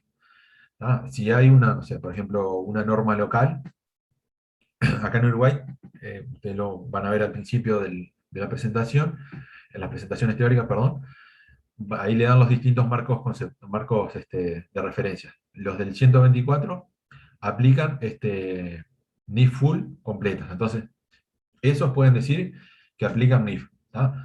Pero los que aplican el decreto 291, que son NIF para pymes, ahí ya hay algunas excepciones marcadas por otras normas locales, entonces ahí no pueden decir a rajatabla que aplican NIF. Ahí tendrán que aplicar las normas de determinado decreto en Uruguay. ¿tá? Entonces, es importante que cuando se dice cumplimiento de NIF, es 100% NIF, no es NIF más menos alguna otra norma. ¿tá? Después, lo otro que hay que plantear en las notas es un resumen de políticas contables, o sea, cómo se evalúan activos, pasivos, el patrimonio y se reconocen los ingresos, y respaldo de partidas. ¿tá? Respaldo de partidas quiere decir, capaz que en el estado de situación financiera se presenta una línea, por ejemplo, no sé, inventario, bienes de cambio, mercadería, con un solo nombre, pero después en las notas se abre no sé, no sé, mercadería en proceso, mercadería terminada, materia prima, importaciones en trámite. Entonces, dentro de las notas se presentan ciertas aperturas de respaldo de las partidas que hay en los estados, en los demás estados. Bien, y por último, dentro del conjunto de estados financieros, lo otro que puede haber es un estado de situación financiera al inicio del primer ejercicio comparativo, si hay un cambio de política contable, reexpresión retroactiva o reclasificación. Esto lo vamos a ver más específicamente en la clase que viene, pero este estado de situación financiera al inicio, o sea, eh, puede aparecer o no, dependiendo si se dan alguna de esas situaciones de cambio de política contable, reexpresión retroactiva o reclasificación. ¿tá? Pero si aparece, está dentro del conjunto de completo estado financiero. Bien, después lo otro, frecuencia de la información, lo que hablamos un poco al principio, por lo menos una vez al año, y de ahí para abajo, o sea, en periodos menores no hay problema. ¿tá? Después, en cuanto a la información de los estados financieros siempre tiene que ser comparativa, por lo menos un ejercicio para atrás. Si estamos parados al 31 de diciembre del 20, por lo menos se va a tener que incluir el 31 de diciembre del 2019, ¿ya? Por lo menos un año para atrás, un ejercicio comparativo. Y esa comparación es tanto numérica como conceptual. O sea, se comparan en los estados. Voy a tener estado de situación del ejercicio y del anterior, estado de resultado del ejercicio y del anterior. Y en las notas lo mismo. Se va a tener la apertura del ejercicio y del anterior. Y si hay algún concepto, algo que se explica con palabras, digamos, se va a tener que explicar cuál era la situación a cada uno de los cierres, de los cierres que se estén presentando. ¿ah? Por lo tanto, la información comparativa es numérica y conceptual. O sea, puede haber cuestiones que hay que explicarlas con letra a los dos cierres. Después, lo otro que tenemos es gastos por función y por naturaleza. Ahí más que nada es en el estado de resultados. En el estado de resultados la presentación se puede hacer por función. ¿Qué quiere decir? Si tengo por función, ¿qué quiere decir?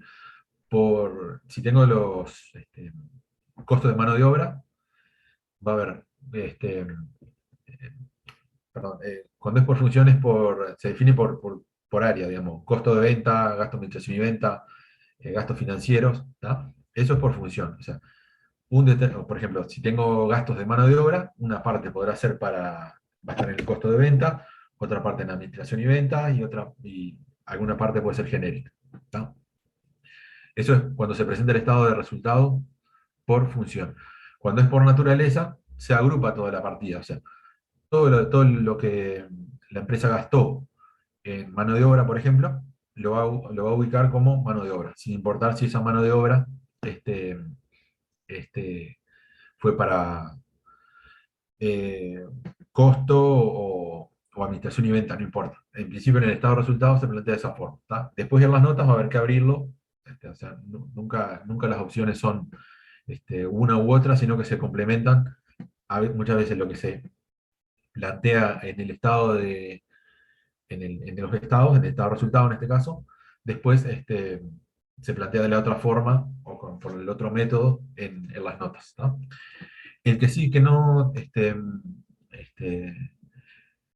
el que no tiene eh, el que tiene una sola forma de plantear es las partidas de Lori, que esas son por naturaleza. ¿No? Esas van, como vienen determinadas por otras normas, o sea, nunca se mezclan, van a ser partidas específicas.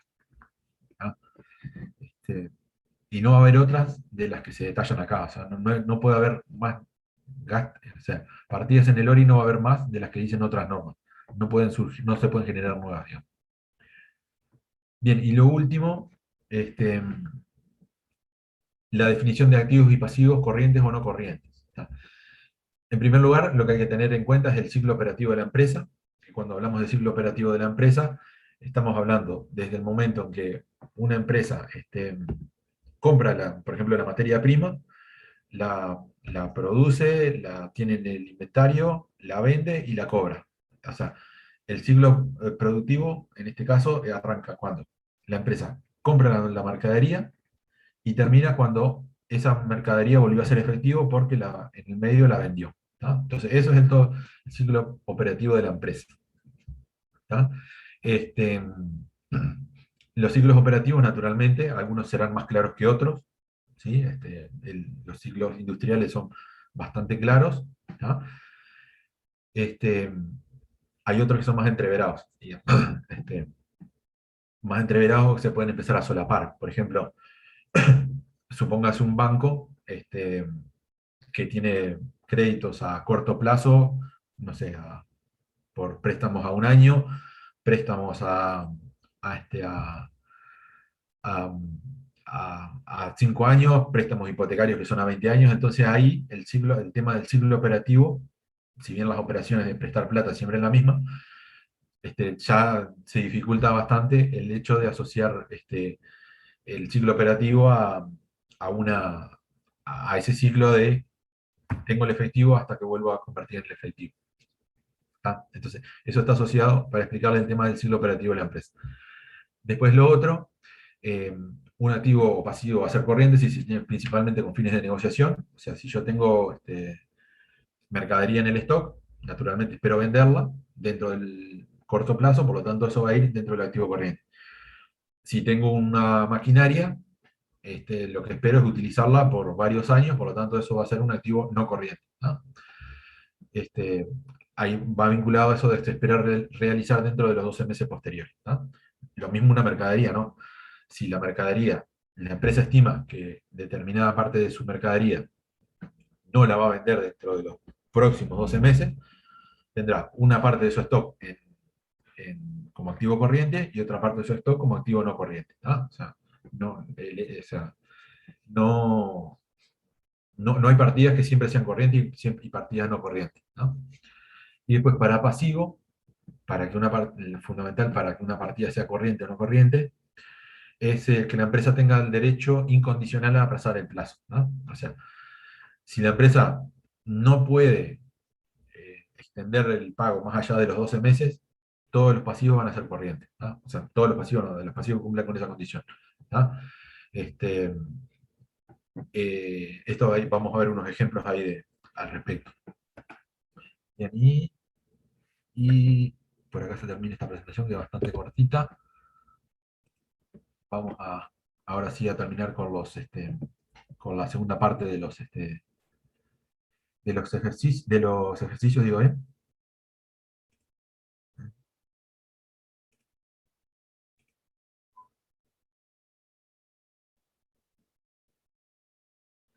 Bien, déjame que ubico.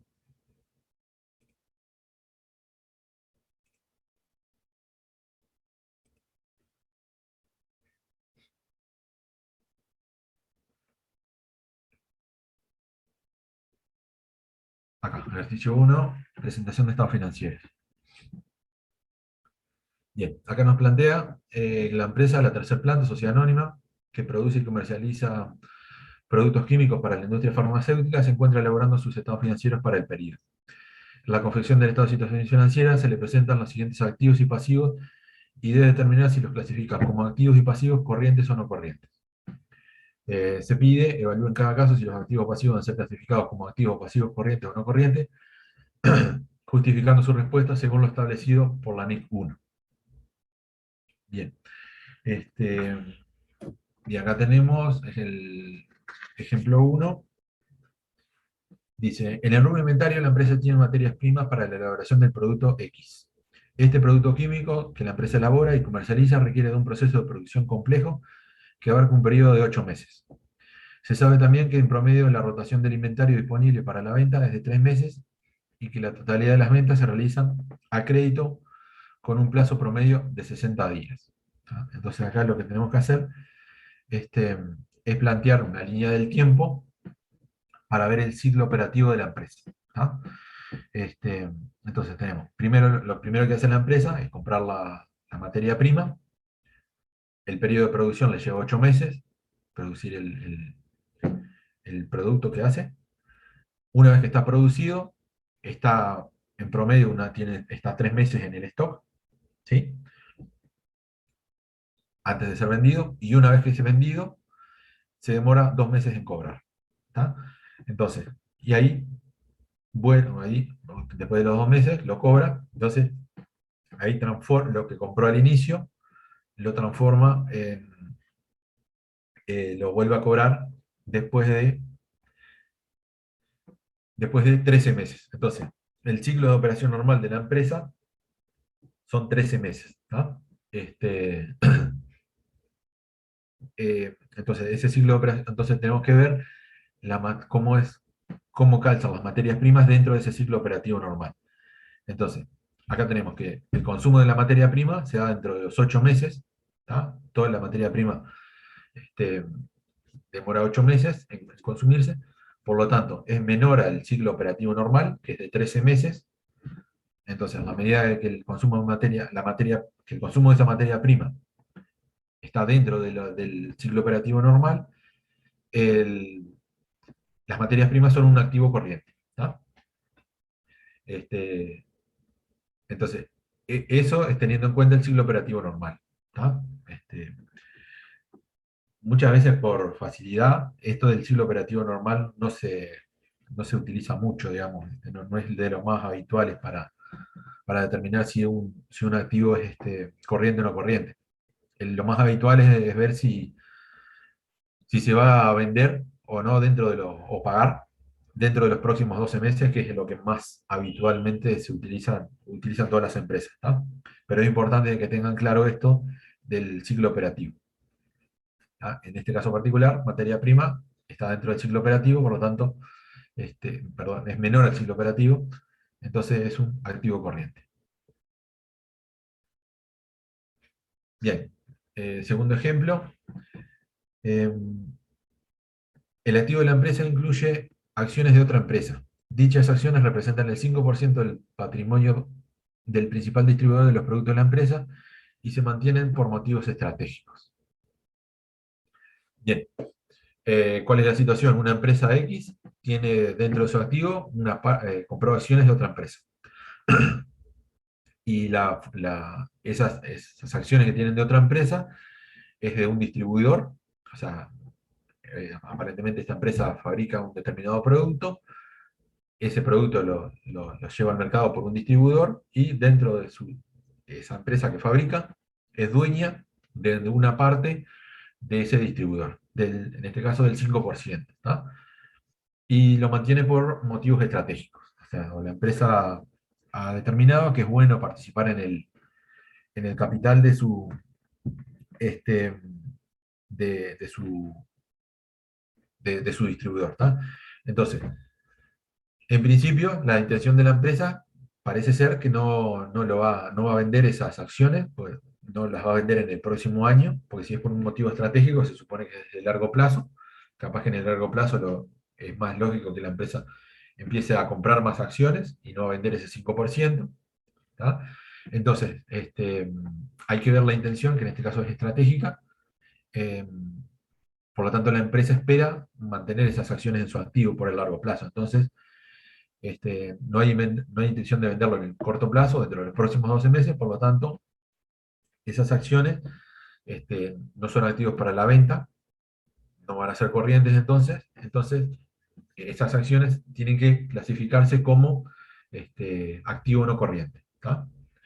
Y acá un comentario para que lo tengan en cuenta, que no importa la participación en sí que pueda tener la empresa. Ustedes me dicen, 5% es muy poco como para que sea estratégico. Este, si tuviera el 100 sería otra cosa, pero el tema, lo que hay que ver en estos casos es cuál es la intención de la empresa. Esto lo vamos a ver después cuando veamos la parte de activos financieros, instrumentos financieros, que que toda esta parte de acción y todo eso se evalúa, mejor dicho, una de las cosas que hay que tener en cuenta es cuál es la intención de la empresa. Lo que le quiero decir es que podría ser que la empresa tuviera el 100% de las acciones de su distribuidor, y a pesar de tener el 100% de las acciones del distribuidor, si la intención no es mantenerlas en el largo plazo, sino que venderlas, ahí a pesar de tener el 100%, esas acciones se clasificarían como un activo corriente, ¿tá? Porque la empresa lo que quiere es venderlas prontamente más que mantenerlas en el largo plazo. Entonces, el hecho del 5, el 50 o el 100, en principio por sí solo, no dice nada. ¿Tá? Puede ser una empresa como esta que tiene el 5 y el activo va a ser no corriente, o puede haber otra que tenga el 100 y ese activo puede ser corriente. ¿Tá? Entonces, simplemente eh, para que lo tengan en cuenta. Eh, bueno, esto de la acción es un activo corriente. Un activo no corriente, perdón. Bien, después. eh, Dice, la empresa tiene un préstamo financiero con el Banco Ciudad cuyo pago está pactado para dentro de 5 años. Sin embargo, el banco tiene el derecho de solicitar el pago del préstamo en cualquier momento sin causa específica. ¿Tá? En este caso, si el banco va al día de mañana y le dice a la empresa, pagame todo el préstamo, no, la empresa no se puede oponer, le tiene que pagar todo el banco, así que por más que haya un pago pactado dentro de 5 años, en cualquier momento el banco se puede presentar a la empresa a solicitar el cobro, por lo tanto, la empresa tampoco se puede oponer. Entonces, eso que está pactado a 5 años, en definitiva, va a ser un pasivo corriente, no, digo bien, un pasivo corriente, no un pasivo no corriente. ¿Tá? Este, Esto es una solución particular de la NIC, ¿tá? Que ahí tienen el párrafo, dice que una entidad clasificará un pasivo como corriente si no tiene el derecho incondicional para aplazar la cancelación del pasivo durante al menos los 12 meses siguientes a la fecha del periodo sobre el que se informa. En este caso, la empresa no tiene ningún derecho de suspender el pago, por lo tanto, por más que haya un documento firmado que diga que se paga 5 años, eso va a ser todo corriente. Esto es un ejemplo de lo que les hablaba hoy más temprano, del tema de eh, sustancias sobre la forma. ¿Tá? Si bien hay un contrato que dice que el pago está dentro de 5 años, la realidad indica que en cualquier momento el banco se puede presentar a pedir ese pago, por lo tanto, prima la realidad sobre la condición jurídica. ¿Tá? Además de que la propia norma lo tiene contemplado, ¿no? Como un caso específico de, donde hay que clasificar ese pasivo como corriente. ¿No? Lo que podría sí revelarse es la situación en notas para, digamos, eh, que el usuario lea que si bien todo ese pasivo está clasificado como corriente, hay un acuerdo que en principio le habilitaría a la empresa a pagar en 5 años, pero con las condiciones que, sujeto a que el banco no reclame el pago en cualquier momento. ¿Tá?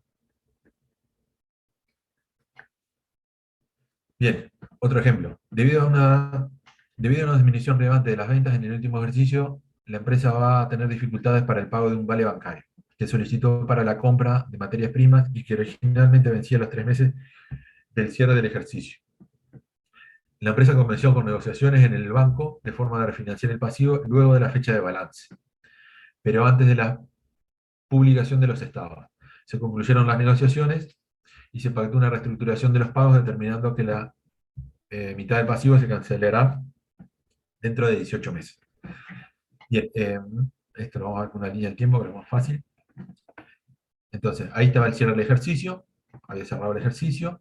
A los 3 meses la empresa tenía, al cierre de ese ejercicio, la empresa tenía un vale bancario que tenía que pagar por cuestiones de mercado. Tuvo que sentarse con el banco a renegociar, a empezar a hablar para no pagar de los 3 meses, o sea, ya se le había vencido el plazo, ¿no? Sino que pagar después. Ahí aparece la publicación de los estados financieros, este, eh, y ahí es cuando se termina el tema de la negociación. O sea, cuando digo publicación de estados financieros, cuando las normas hablan de publicación de estados financieros, no quiere decir publicación en un diario o una publicación en una... sino que lo que quiere decir es que los estados contables se hagan públicos para los usuarios, ¿no? O sea, que el directorio de la empresa diga, estos son los estados contables de mi empresa y ya pueden empezar a circular, ¿no? Y el empezar a circular puede ser dárselos a los accionistas, publicarlo en la bolsa de valores, entregárselos al banco o entregárselos a la DGI, ¿no? Eso quiere decir publicación de estados financieros, o sea que los estados contables ya dejan de ser una información interna de la sociedad y salen al público para que todos los usuarios los puedan utilizar, ¿no? Eso es una aclaración. Entonces, en este caso en particular, la empresa terminó esa renegociación antes de esa publicación, ¿no? En este caso particular, también es lo regula específicamente la norma, la norma de algunos casos los regula específicamente, este es uno de ellos, donde dice que ese vale bancario que se terminó de refinanciar antes de la publicación, tiene que ser un pasivo corriente. ¿Por qué? Ahí lo explica el párrafo 72. Dice que una entidad clasificará sus pasivos financieros como corrientes cuando deban liquidarse dentro de los 11 meses siguientes a la fecha del periodo del que se informa, o sea, un pasivo corriente, aunque el plazo original fuera un periodo superior a 12 meses, ¿no? O sea, lo que se había pactado anteriormente era superior a 12 meses, y después de la fecha, que este párrafo B es el que aplica acá, después de la fecha del periodo sobre el que se informa y antes de que los estados financieros sean utilizados para su publicación, se haya concluido un acuerdo de refinanciación o de reestructuración de los pagos de largo plazo. O sea, en este ejemplo, o sea, la situación B, que si bien la empresa renegoció y consiguió todo, que le extendieran los plazos y todo eso, pero toda esa situación se dio antes de la publicación, aunque se haya dado, mejor dicho, antes de la publicación, igual la norma dice, bueno, en este caso, por más que vos hayas obtenido todo esto, ese pasivo, para mí es un pasivo corriente, por lo tanto, hay que eh, reflejarlo en los estados contables, el estado de situación financiera como tal, ¿no? Bien. Un detalle que no les dije, que toda esta segunda parte de ejercicios, de ninguno, son ejercicios clásicos de lectura de normas, ¿tá? Muchas situaciones que se van a plantear acá ya están contenidas en las propias normas, ahí en este caso tienen marcados los párrafos, por lo tanto, esta es una buena norma para que ustedes la lean, porque es una norma bastante, este, de lectura bastante ágil, plantea muchos ejemplos y muchos de esos ejemplos generalmente se pueden llegar a plantear en las pruebas, o sea, o si no son los ejemplos, son cuestiones que andan ahí en ese entorno, y que les van a servir para contextualizar todo este tema, ¿no? Perdón, Bien, profe, una sí, pregunta. En sí, el ejercicio anterior, el del vale bancario, ¿no? sí, ¿También va aclaración en notas cuando se refinancia y eso? Sí. sí, generalmente todas esas situaciones se aclaran en notas, Ok, o sea, gracias. este, como son situaciones que se dan, generalmente lo vamos a ver cuando en la próxima clase cuando veamos hechos posteriores y todo eso en IC10. Claro. Eh, Todas las cuestiones que se producen después del cierre del ejercicio, ahí hay que evaluarlas si hay que revelarlas o no, esta es una de las que hay que revelar, Bien. ¿no? Bien, seguimos entonces. Vamos con el ejercicio 2, la parte 1. En relación a lo establecido en la NIC 1 respecto a estado de resultado del periodo y otro resultado integral, marque la opción que considere correcta en cada una de las preguntas. Y ahí nos arranca con las preguntas. ¿Cuáles de los siguientes ingresos o gastos deben ser reconocidos en otro resultado integral? O sea, lo del ORI, lo que yo le decía, que eran partidas específicas determinadas por otras normas, ¿no? Ingresos y gastos por operaciones discontinuadas, ese no. Eh, o sea, hay una norma específica para las operaciones discontinuadas, pero no van dentro del ORI. Ingresos o gastos producidos por la conversión de estados financieros de un negocio en el exterior.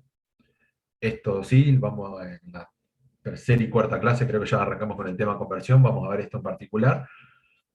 Pero esta es una de las partidas este, que la norma dice que va dentro del ORI. Es una de las partidas específicas que va dentro del ORI. Entonces, el literal B está incluido dentro del ORI, perdón.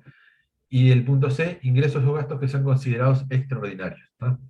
En primer lugar, las normas prohíben que se clasifique cualquier partida como ordinaria o extraordinaria.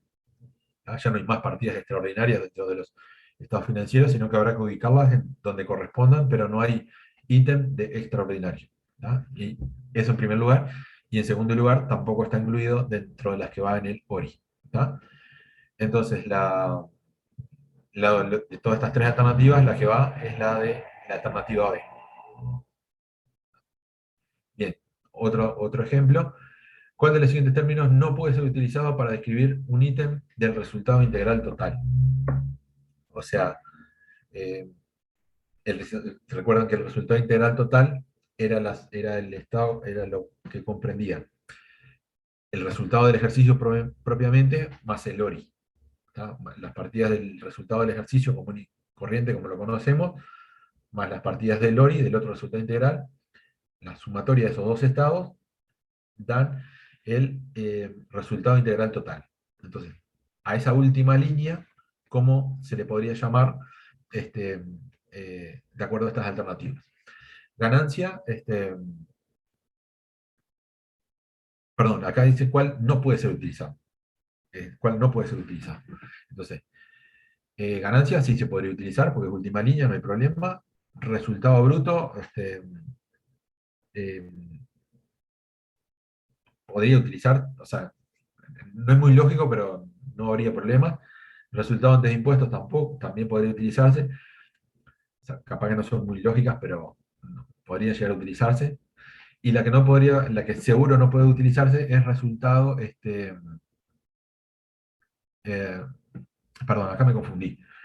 No es la última línea, sino que es una línea cualquiera del resultado integral total. O sea, una línea de las que aparezcan en el resultado integral total. No es la última línea, perdón. Entonces, ganancia se puede utilizar, no hay problema. Cualquiera resultado bruto también va a ser parte de- del resultado operativo, o sea, venta menos costos, eso da resultado bruto, es una partida que se puede utilizar. Resultado antes de impuestos también se puede utilizar, porque es un ítem que normalmente los estados se plantean hasta el resultado antes de impuestos, después el impuesto a la renta y el resultado final, ¿tá? Entonces, el resultado antes de impuestos también se puede utilizar. La que no se puede utilizar es el resultado extraordinario, ya lo comentábamos un poquito en la pregunta anterior, porque la norma dice que no se puede utilizar ninguna partida como extraordinaria, sino que hay que clasificarla donde corresponda dentro del resultado integral o de las notas, ¿tá? Perdón que me confundí un poco acá. Después, Plotés. En otro resultado integral, las diferentes partidas de gatos se presentan clasificadas según su naturaleza, su naturaleza o su función, dependiendo de la elección de la empresa, se presentan de ambas formas, tanto según naturaleza como de función. Acá lo que siempre se presentan por naturaleza, ¿no? No hay, para para el estado del otro resultado integral, el ORI, siempre van por su naturaleza. ¿Por qué? Como cada uno de las partidas que se presentan ahí viene de una norma específica, es otra norma que dice tal partida se incluye en el ORI, nunca se van a mezclar, o sea, nunca van a haber dos ítems que vengan de una misma norma y se puedan exponer en dos líneas, o sea, es siempre en una línea, entonces siempre va por naturaleza, siempre es un concepto, o sea, como planteamos hoy, revaluación de bienes de uso, va a ser un concepto con una determinada naturaleza. Otro concepto puede ser conversión de negocios en el extranjero, que es una naturaleza totalmente distinta. Entonces, siempre las partidas en el ORI se presentan por naturaleza y nunca se van a mezclar nunca va a haber una distinción por función. ¿Ah?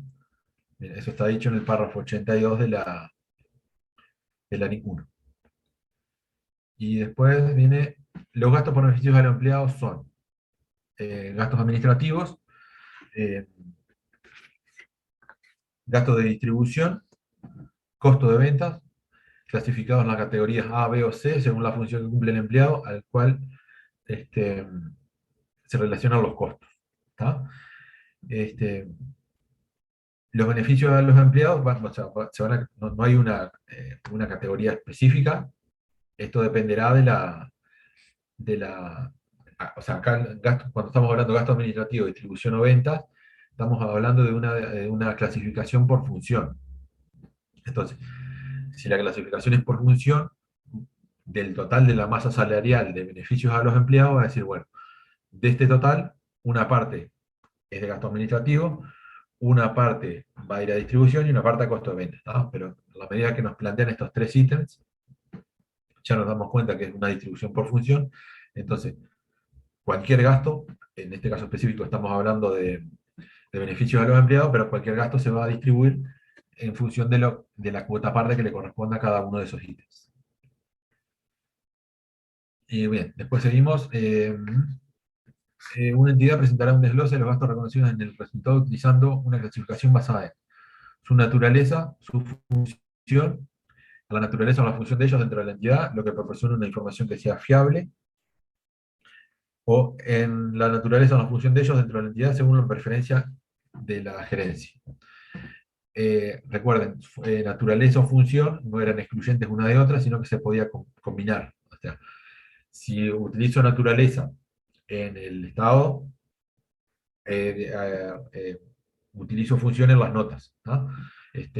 Y uno u otro tampoco, va a depender de qué es lo que sea más, lo que brinde mejor información al lector de los estados contables. En algunos casos habrá que hacerlo con un método más tradicional por función, y en otro capaz que es no sé, una empresa que que se dedica a proyectos específicos y es mejor hacer una apertura por naturaleza. ¿Tá? Entonces eso va, no hay no hay una forma mejor o peor que otra, sino que depende de cada caso, pero en cualquier caso siempre se combinan naturaleza y función, ya sea los estados o las notas. Bien, ejercicio 3, caso 1. Ya nos quedan un par de ejercicios, ya nos quedan 5 minutos. Caso 1. Determine si las siguientes afirmaciones son correctas o falsas. Es posible que ninguna sea correcta, o que varias de ellas sean correctas, o que todas sean correctas. A. Toda la información presentada junto a los estados financieros, pero fuera de los mismos, deberá ser elaborado tomando en consideración las NIF. No, falso. O sea, esto es lo que la información que hay que hacer de acuerdo a NIF son los estados contables. Todo el resto de información por fuera de los estados contables se hará con normas específicas, y tampoco eso quiere decir que esa información adicional sea parte de los estados contables. Por ejemplo, muchas veces las empresas arman sus libritos de su memoria descriptiva, todo lo que hicieron durante el año. Todo eso será información de la empresa, pero no quiere decir que eso sean estados financieros ni que esa información haya que hacerla de acuerdo a NIF. ¿Ah? La única información que está hecha de acuerdo a NIF dentro de ese paquete de información son los estados contables. Todo el resto es otra cosa distinta. Después, un juego completo de estado financiero incluye únicamente un estado de situación financiera, un estado de resultado integral, un estado de cambios en el patrimonio y notas.